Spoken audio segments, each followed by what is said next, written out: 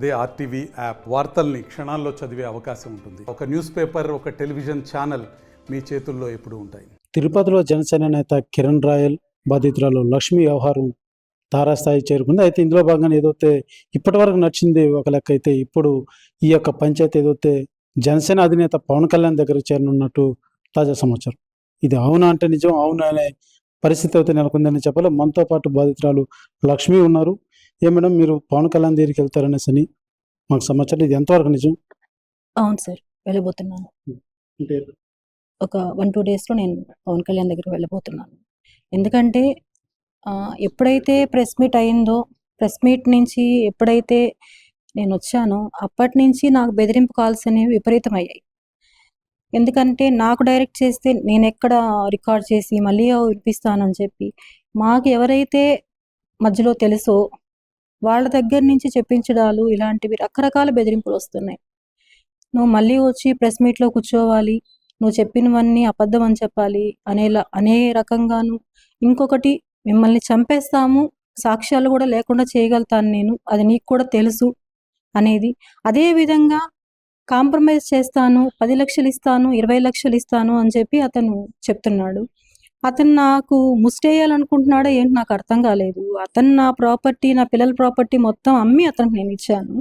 ఈరోజు అతను 10 లక్షలు ఇస్తాను, 20 లక్షలు ఇస్తాను, వచ్చి మాకు అక్కడొచ్చి కూర్చొని చెప్పండి అంటున్నాడు.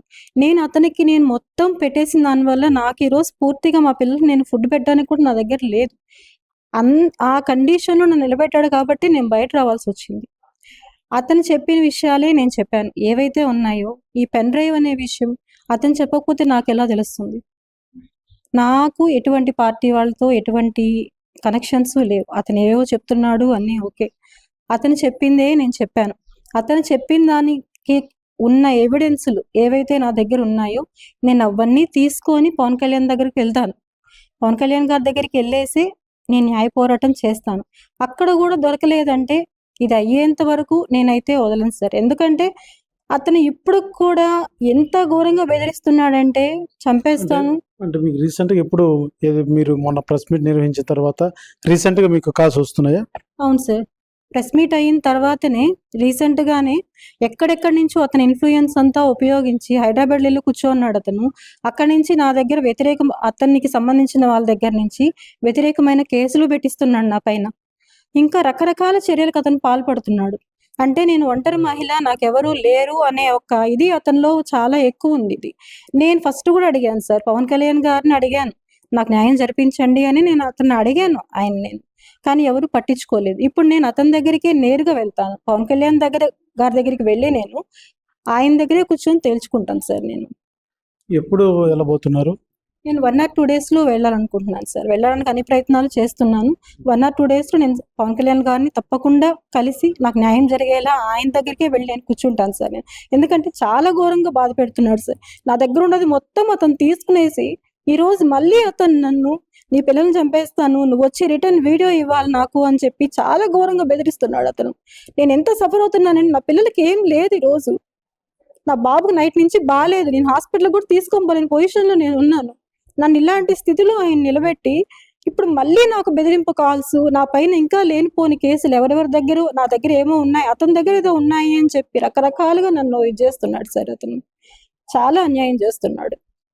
ప్రధానం ఇంకోటండి, ఏదైతే అనవసరంగా మధ్యలో పవన్ కళ్యాణ్ లాగుతున్నారు, ఏదైతే పెన్ డ్రైవ్ ఉందనేసి అని లేనిపోని ఆరోపిస్తున్నారంటూ కూడా జన సైనికులంతా కూడా ఆవేదన వ్యక్తం చేస్తున్నటువంటి పరిస్థితి. సార్, నాకు కిరణ్ రాయల్ చెప్తేనే నాకు తెలిసింది సార్. నాకు ఇంకొకరు నాకు చెప్పేది నాకు తెలియదు కదా. నాకు అసలు పెన్ డ్రైవ్ అనేది ఒకటి ఉంది, ఆయనవన్నీ ఉన్నాయని చెప్పింది అతనే చెప్పి, నేను ఆయన్ని కూడా నేను బెదిరించగలను, నువ్వెంత అని చెప్పింది అతనే. నేను ఎవరన్నా కూడా నేను మోసం చేయగలుగుతాను, బెదిరించగలుగుతాను అని ఆయన అంతా, కిరణ్ రాయల్ అనే అతను నాకు అంత ఇదిగా నాకు చెప్పాడు. చెప్పకపోతే నేను ఎలా చెప్తాను సార్? అతను ఏవైతే చెప్పాడో అన్ని సాక్ష్యాలతో కూడా నేను పవన్ కళ్యాణ్ గారి దగ్గరికి వెళ్ళి ఆయనకే వినిపించి నేను న్యాయం కోరుతాను సార్. నేను ఎందుకంటే ఈరోజు నేను ఈ స్థితిలో నిలబడినా కూడా ఇంకా కూడా నన్ను బెదిరిస్తున్నాడు సార్ అతను, నన్ను నా పిల్లల్ని చంపేస్తాననేసి. ఇప్పుడు ఈ యొక్క రీసెంట్గా మిమ్మల్ని బెదిరిస్తున్నారు అంటున్నారు, దీని మీద ఏమన్నా మీరు పోలీస్ కంప్లైంట్ ఇచ్చారా? ఇస్తున్నాను సార్, ఎప్పుడు? రేపు ఇస్తాను సార్. అన్నీ నేను తీసుకుంటాను, అన్ని చర్యలు నేను తీసుకుంటాను. ఎందుకంటే ఒక మహిళ, ఒంటరి మహిళ అని చెప్పి, ఎవరు తోడు లేరు అని చెప్పి ఇష్టం వచ్చినట్టు చేస్తున్నాడు సార్ అతను. అతను నన్ను ఎన్నో సార్లు అన్నాడు, భగవంతుడు అన్నాడు. నేను నిజంగా ఇప్పుడు చెప్తున్నాను సార్, నిజంగా భగవంతుడు అంటే అతనికి తగిన శిక్ష పడుతుంది. ఇటువంటి టైంలో కూడా అతను ఎన్ని ఇవి చేశాడంటే, అన్యాయంగా నన్ను ఒక కేసులో ఇరికిచ్చి అతను చేసింది నా పైన పెట్టించాడు. నేను ఇంత స్ట్రగుల్ అయ్యి చేస్తుంటే కూడా ఇప్పుడు ప్రెస్ మీట్ అయినప్పటి నుంచి అతని నిజాలన్నీ నా దగ్గర ఉన్నాయి, ఇంకా నేను బయట పెడతానని ఉద్దేశంతో సాక్ష్యాలు కూడా లేకుండా నేను చంపిస్తానని బెదిరిస్తున్నాడు సార్. అసలు మాకెవరూ లేరు, నాకు నా పిల్లలకి అసలు రక్షణ కూడా లేదు అసలు. అలాంటి స్థితిలో నేను నిలబడ్డాను ఈరోజు. అందుకే నేను పవన్ కళ్యాణ్ దగ్గరికి వెళ్ళాలని డిసైడ్ అయ్యాను సార్ నేను. ఇప్పటి వరకు ఏమన్నా మీరు జనసేన నాయకులతో కానీ ఎవరితో వెళ్ళి కలిసేటువంటి ప్రయత్నం చేశారా? లోకల్గా కావచ్చు, రాష్ట్ర నాయకులు ఇంకెవరన్నా? లేదు సార్, నేను ఎప్పుడూ ఎవరిని కలవలేదు, ఎప్పుడు ఎవరితో మాట్లాడలేదు. ఏది కిరణ్ రాయల్ వ్యవహారం చెప్పేందుకు మీరు ప్రయత్నించారా అని? లేదు సార్, నేను ఏ నాయకుల దగ్గరికి వెళ్ళలేదు. నేను మీడియాలో మాట్లాడడం తప్ప, కంప్లైంట్ అనేది రైజ్ చేయడం తప్ప నేను ఎవరి దగ్గరికి వెళ్ళలేదు. నేను ఇంతకుముందు ఒక వీడియో చూశాను సార్, ఎవరు అరుణ అంట, తనకు నేను కాల్ చేశానని చెప్పి నేను ఇంతకుముందు మాట్లాడాను అని చెప్తున్నారు.